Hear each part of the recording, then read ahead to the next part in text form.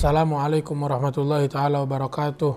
Alhamdulillah wassalatu wassalamu ala sayyidina rasulillah sayyidina Muhammad ibni Abdillah wa ala alihi wa sahbihi wa man walah, amma ba'du.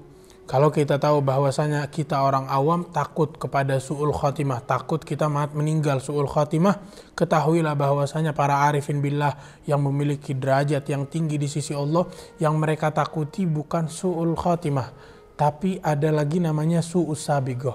Apa itu su'us sabigoh? Su'us sabigoh itu Allah subhanahu wa ta'ala di saat menciptakan semua makhluk, Allah memiliki tujuan dari setiap makhluk itu. Allah catat fulan akan masuk ke dalam surga, fulan akan masuk ke dalam api neraka. Itu semua telah tercatat, dicatat oleh Allah subhanahu wa ta'ala di sisinya Allah, di kitabnya Allah subhanahu wa ta'ala. Dan itu nggak akan pernah berubah. Sehingga seseorang hamba ketika seorang dia takut su'ul khotimah, tapi Allah sudah catat su'ul khotimah, dia akan mendapatkan su'ul khotimah, akhir yang buruk, bad ending. Tapi seseorang yang Allah sudah catat bahwasanya orang ini akan mendapatkan happy ending, husnul khotimah, maka itu dia akan pasti meninggal dalam keadaan husnul khotimah.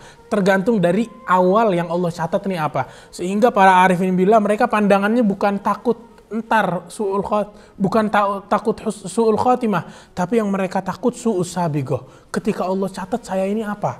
Tapi seorang hamba dengan pemikiran semacam ini, mungkin seseorang bakal bilang bahwasanya oh saya ini berarti diciptain sama Allah, Allah ciptakan saya dalam keadaan ya sudah, Allah sudah tentukan amalan saya, Allah sudah mententukan tempat kembali saya surga atau neraka. Kalau gitu untuk apa saya beramal? Mungkin seseorang akan bilang begitu, mending saya ikutin alurnya saja, yang ahli maksiat dia maksiat, yang ahli taat dia taat.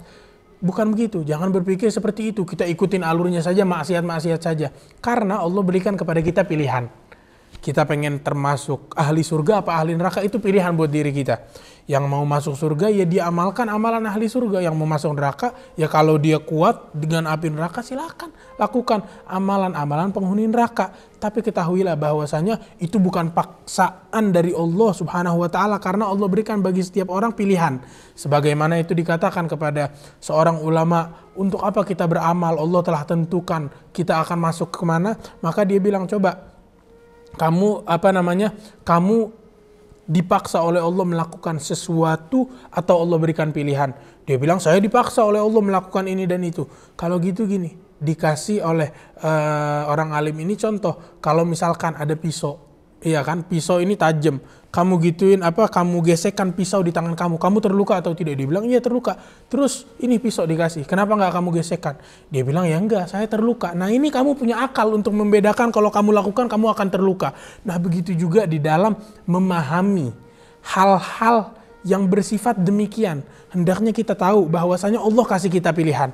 Allah kasih kita pilihan untuk memilih kita mau masuknya kemana, kita mau kembalinya kemana, kita mau jalannya kemana, jalan ketaatan atau jalan kemaksiatan. Maka setiap hamba hendaknya dia perhatikan langkah yang akan dia langkahi, jalan yang akan dia lalui, agar hamba tersebut mendapatkan kemuliaan di sisi Allah subhanahu wa ta'ala. Semoga Allah subhanahu wa ta'ala jadikan kita hamba-hamba yang Allah catat bahwa kita termasuk ahli surga. Allah jadikan bagi kita husnul sabiqah dan juga husnul khatimah. Wa sallallahu ala sayyidina Muhammad wa ala alihi wasallam.